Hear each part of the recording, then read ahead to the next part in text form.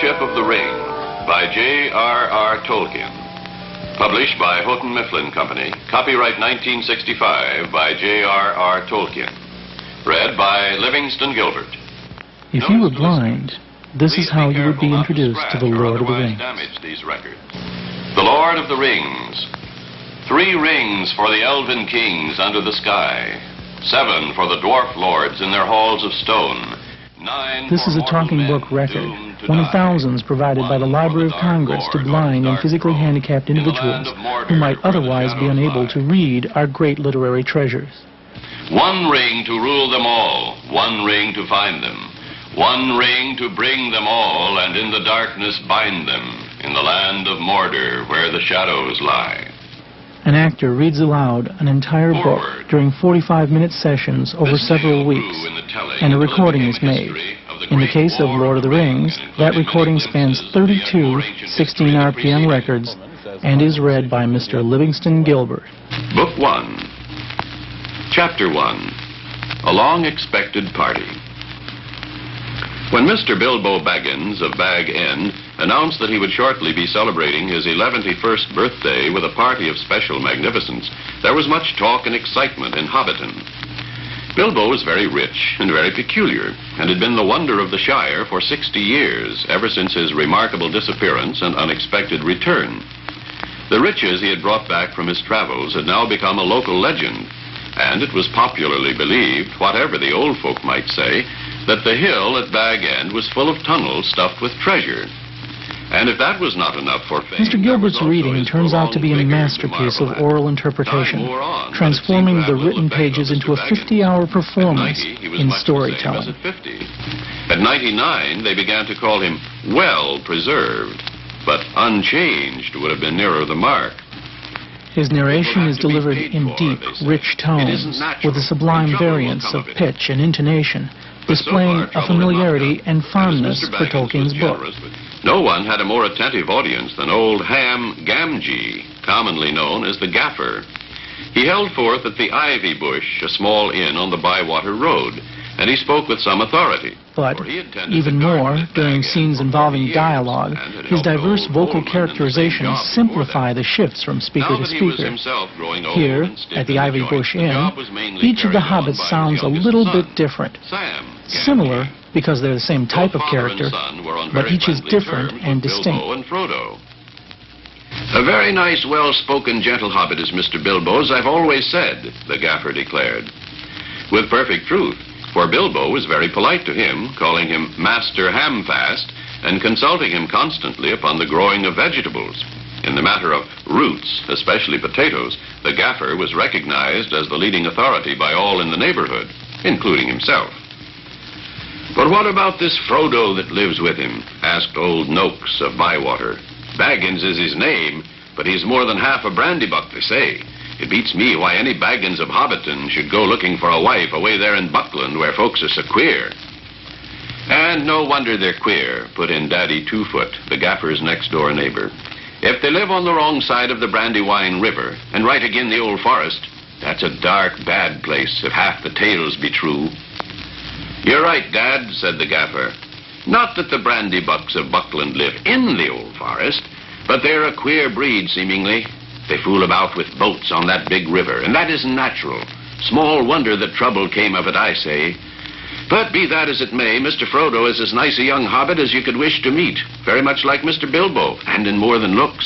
After all, his father was a Baggins. A decent, respectable hobbit was Mr. Drogo Baggins. There was never much to tell of him, till he was drownded. Drownded, said several voices. They had heard this and other darker rumors before, of course, but hobbits have a passion for family history, and they were ready to hear it again. Later, after Bilbo has left his birthday party, Gandalf confronts him and reminds him that he's promised to leave the ring behind to Frodo. You're always badgering me about my ring, but you've never bothered me about the other things that I got on my journey. No, but I had to badger you, said Gandalf. I wanted the truth. It was important. Magic rings are, well, magical, and they're rare and curious. I was professionally interested in your ring, you may say, and I still am. I should like to know where it is if you go wandering again. Also, I think you have had it quite long enough. You won't need it anymore, Bilbo, unless I am quite mistaken. Bilbo flushed, and there was an angry light in his eyes. His kindly face grew hard. Why not, he cried. And what business is it of yours anyway, to know what I do with my own things? It is my own. I found it. It came to me. Yes, yes, said Gandalf, but there is no need to get angry. If I am, it is your fault, said Bilbo. It's mine, I tell you, my own, my precious, yes, my precious. The wizard's face remained grave and attentive, and only a flicker in his deep eyes showed that he was startled and indeed alarmed. It has been called that before, he said, but not by you. But I say it now, and why not? Even if Gollum said the same once. It's not his now, but mine, and I shall keep it, I say. Gandalf stood up. He spoke sternly. You will be a fool if you do, Bilbo, he said. You make that clearer with every word you say. It has got far too much hold on you. Let it go, and then you can go yourself and be free. I'll do as I choose and go as I please, said Bilbo obstinately. Now, my dear hobbit, said Gandalf. All your long life we have been friends, and you owe me something. Come, do as you promised. Give it up. Well, if you want my ring yourself, say so, cried Bilbo. But you won't get it. I won't give my precious away, I tell you. His hand strayed to the hilt of his small sword. Gandalf's eyes flashed. It will be my turn to get angry soon, he said. If you say that again, I shall. Then you will see Gandalf the Grey uncloaked. He took a step. Now this is Gandalf the Grey. Gandalf the White, when he appears, is a far more serious customer. There he stood, grown suddenly tall, towering above them. His hood and his gray rags were flung away. His white garments shone. He lifted up his staff, and Gimli's axe leaped from his grasp and fell ringing on the ground. The sword of Aragorn, stiff in his motionless hand, blazed with a sudden fire. Legolas gave a great shout and shot an arrow high into the air. It vanished in a flash of flame.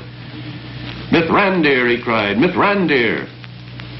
Well met, I say to you again, Legolas, said the old man.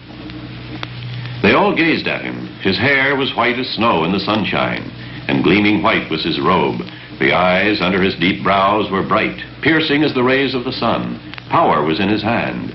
Between wonder, joy, and fear they stood and found no words to say. At last, Aragorn stirred. Gandalf, he said, beyond all hope you returned to us in our need. What veil was over my sight? Gandalf! Gimli said nothing, but sank to his knees, shading his eyes. Gandalf, the old man repeated, as if recalling from old memory a long disused word. Yes, that was the name. I was Gandalf. He stepped down from the rock and, picking up his gray cloak, wrapped it about him. It seemed as if the sun had been shining, but now was hid in cloud again. Yes, you may still call me Gandalf, he said, and the voice was the voice of their old friend and guide. Get up, in this scene, we hear Legolas the elf in his bright tenor voice, Aragorn as the noble baritone, and Gandalf as the rich bass. Gimli, when he has recovered enough to speak, loses his usual flat, stony voice in surprise. He laid his hand on Gimli's head, and the dwarf looked up and laughed suddenly. Gandalf, he said, but you're all in white. Yes, I am white now, said Gandalf. Indeed, I am Saruman. One might almost say Saruman as he should have been. Livingston Gilbert started out as an announcer for WAVE radio in 1941. When WAVE-TV turned on its transmitter in 1948, he became their first and only news anchorman. Houses costing up to nearly $5,000 have been authorized by federal housing authorities. The rates have been increased from 4.5% to 5.25%. He held that position until his retirement in 1980, nearly 40 years of broadcasting, a feat unmatched nationwide in local journalism. And yet, this man found time each week to read aloud for the Books for the Blind. His good humor plus his ability to create vivid characters with his voice make his reading of Lord of the Rings a delight to the listener. For a representative longer scene, we'll move now to the end of the Two Towers, Chapter 9. Gollum has just led Frodo and Sam into his trap at Cirith Ungol, leaving them alone within that horrible, dark, filthy tunnel called Shelob's Lair. Holding aloft the phial, Frodo looked, and before him he saw a grayness which the radiance of the star glass did not pierce and did not illuminate, as if it were a shadow that, being cast by no light could dissipate. Across the width and height of the tunnel, a vast web was spun, orderly as the web of some huge spider, but denser woven and far greater, and each thread was as thick as rope. Sam laughed grimly. "Cobwebs," he said. "Is that all? Cobwebs, but what a spider! Have at 'em, down with 'em!" In a fury, he hewed at them with his sword, but the thread that he struck did not break. It gave a little, and then sprang back like a plucked bowstring, turning the blade and tossing up both sword and arm. "It will take days to clear the road like this," he said. "What's to be done? Have those eyes come back?" "No, not to be seen," said Frodo. "But I still feel that they're looking at me, or thinking about me, making some other plan, perhaps. If this light were lowered, or if it failed, they would quickly come again." "Trapped in the end," said Sam bitterly, his anger rising again above weariness and despair. "Gnats in a net! May the curse of Faramir bite that Gollum, and bite him quick!" "That would not help us now," said Frodo. "Come, let us see what Sting can do. It is an elven blade. There were webs of horror in the dark ravines of Beleriand where it was forged. But you must be the guard and hold back the eyes. Here, take the star glass. Do not be afraid. Hold it up and watch." Then Frodo stepped up to the great gray net and hewed it with a wide, sweeping stroke, drawing the bitter edge swiftly across a ladder of close-strung cords, and at once springing away. The blue-gleaming blade shore through them like a scythe through grass, and they leaped and writhed and then hung loose. A great rent was made. Stroke after stroke he dealt, until at last all the web within his reach was shattered, and the upper portion blew and swayed like a loose veil in the incoming wind. The trap was broken. "Come," cried Frodo, "on, on!" Wild joy at their escape from the very mouth of despair suddenly filled all his mind. His head whirled as with a draught of potent wine. He sprang out, shouting as he came. It seemed light in that dark land to his eyes that had passed through the den of night. The great smokes had risen and grown thinner, and the last hours of a somber day were passing. The red glare of Mordor had died away in sullen gloom. Yet it seemed to Frodo that he looked upon a morning of sudden hope. Almost he had reached the summit of the wall, only a little higher now. A short race, a sprinter's course, and he would be through. "The pass, Sam!" he cried, not heeding the shrillness of his voice that, released from the choking airs of the tunnel, rang out now high and wild. "The pass! Run, run, and we'll be through before anyone can stop us." Sam came up behind as fast as he could urge his legs, but glad as he was to be free, he was uneasy, and as he ran, he kept on glancing back at the dark arch of the tunnel, fearing to see eyes or some shape beyond his imagining spring out in pursuit. Dread was round him, and enemies before him in the pass, and his master was in a fey mood, running heedlessly to meet them. Turning his eyes away from the shadow behind and the deep gloom beneath the cliff upon his left, he looked ahead, and he saw two things that increased his dismay. He saw that the sword, which Frodo still held unsheathed, was glittering with blue flame, and he saw that though the sky behind was now dark, still the window in the tower was glowing red. "Orcs," he muttered. "We'll never rush it like this. There's orcs about, and worse than orcs." Then, returning quickly to his long habit of secrecy, he closed his hand about the precious phial which he still bore. Red with his own living blood, his hand shone for a moment, and then he thrust the revealing light deep into a pocket near his breast and drew his elven cloak about him. Now he tried to quicken his pace. His master was gaining on him. Already he was some 20 strides ahead, flitting on like a shadow. Soon he would be lost to sight in that gray world. Hardly had Sam hidden the light of the star glass when she came. A little way ahead and to his left, he saw suddenly, issuing from a black hole of shadow under the cliff, the most loathly shape that he had ever beheld, horrible beyond the horror of an evil dream. Most like a spider she was, but huger than the great hunting beasts, and more terrible than they because of the evil purpose in her remorseless eyes. Those same eyes that he had thought daunted and defeated, there they were, lit with a fell light again, clustering in her outthrust head. Great horns she had, and behind her short, stalk-like neck was her huge, swollen body, a vast, bloated bag swaying and sagging between her legs. Its great bulk was black, blotched with livid marks, but the belly underneath was pale and luminous and gave forth a stench. Her legs were bent, with great knobbed joints high above her back, and hairs that stuck out like steel spines, and at each leg's end there was a claw. As soon as she had squeezed her soft, squelching body and its folded limbs out of the upper exit from her lair, she moved with a horrible speed, now running on her creaking legs, now making a sudden bound. She was between Sam and his master. Either she did not see Sam, or she avoided him for the moment as the bearer of the light, and fixed all her intent upon one prey, upon Frodo, bereft of his file, running heedless up the path, unaware yet of his peril. Swiftly he ran, but Shelob was swifter. In a few leaps, she would have him. Sam gasped and gathered all his remaining breath to shout. "Look out behind!" he yelled. "Look out, master, I'm—" But suddenly his cry was stifled. A long, clammy hand went over his mouth, and another caught him by the neck, while something wrapped itself about his leg. Taken off his guard, he toppled backwards into the arms of his attacker. "Got him!" hissed Gollum in his ear. "At last, my precious, we've got him. Yes, the nasty hobbit. We takes this one, she'll get the other. Oh, yes, Shelob will get him. Not Smeagol. He promised. He won't hurt master at all. But he's got you, you nasty, filthy little sneak." He spat on Sam's neck.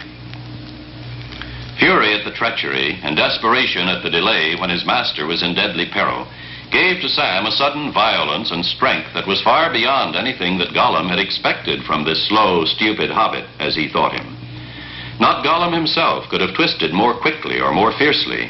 His hold on Sam's mouth slipped, and Sam ducked and lunged forward again, trying to tear away from the grip on his neck. His sword was still in his hand, and on his left arm, hanging by its thong, was Faramir's staff.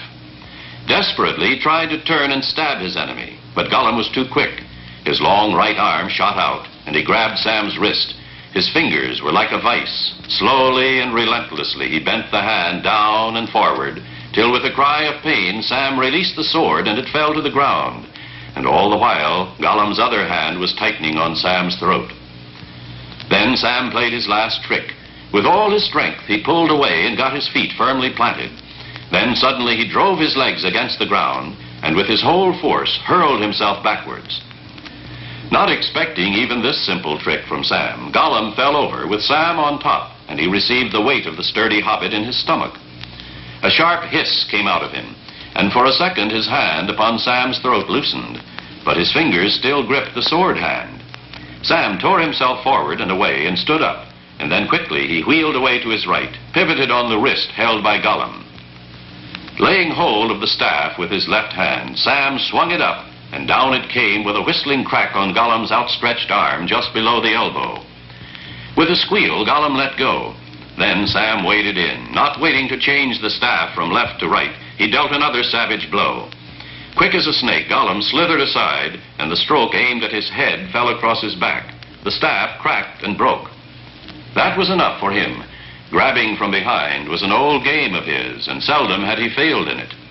But this time, misled by spite, he had made the mistake of speaking and gloating before he had both hands on his victim's neck.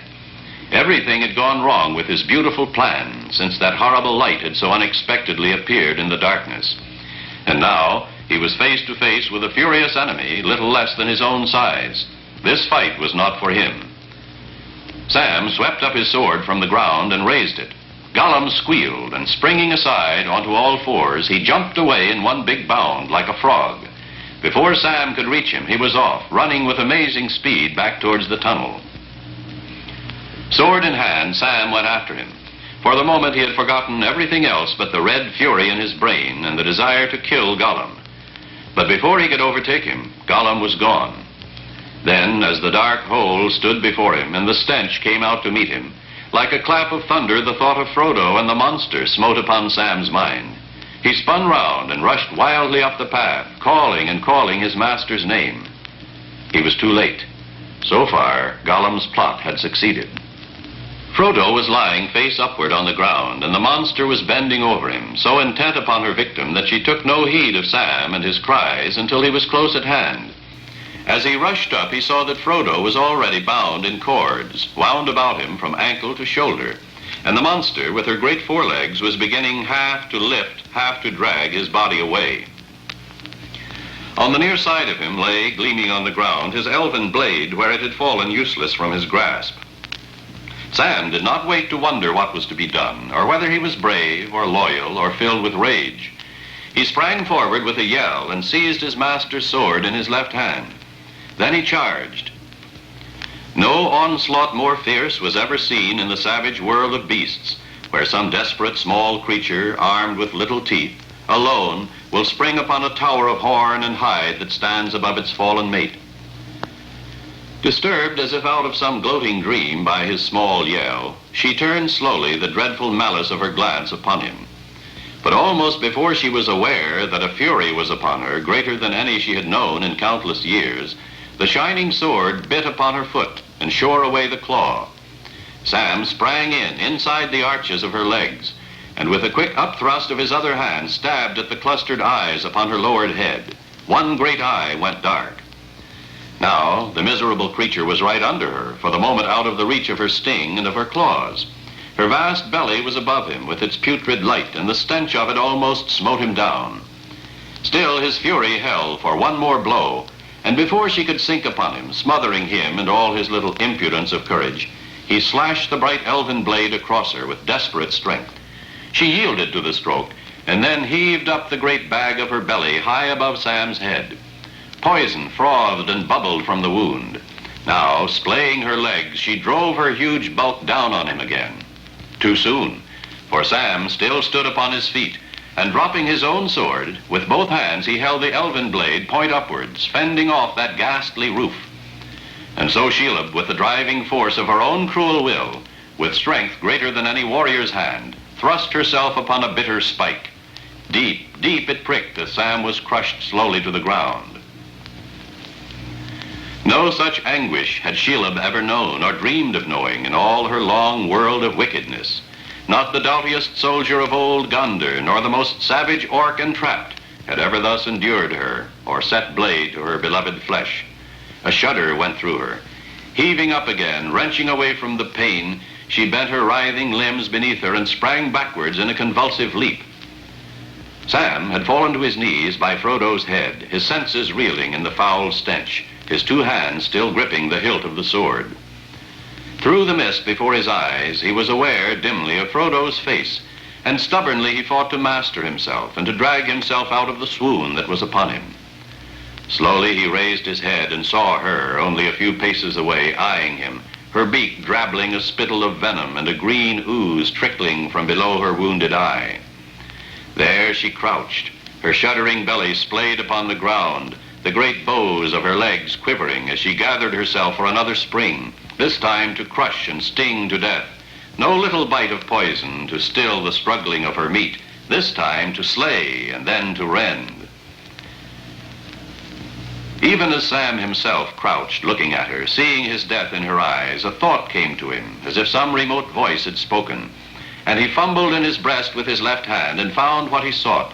Cold and hard and solid it seemed to his touch in a phantom world of horror, the phial of Galadriel.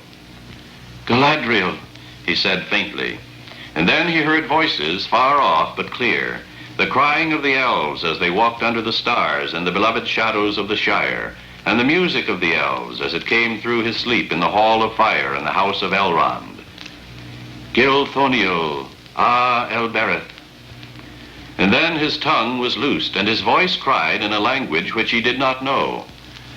Elbereth, Gilthoniel, O Menel Palandiriel, Le Nalan Si and Guthros, Atiro Nin, Fanuelos. And with that he staggered to his feet, and was Samwise the Hobbit, Hamfast's son again. Now come, you filth, he cried. You've hurt my master, you brute, and you'll pay for it. We're going on, but we'll settle with you first. Come on and taste it again.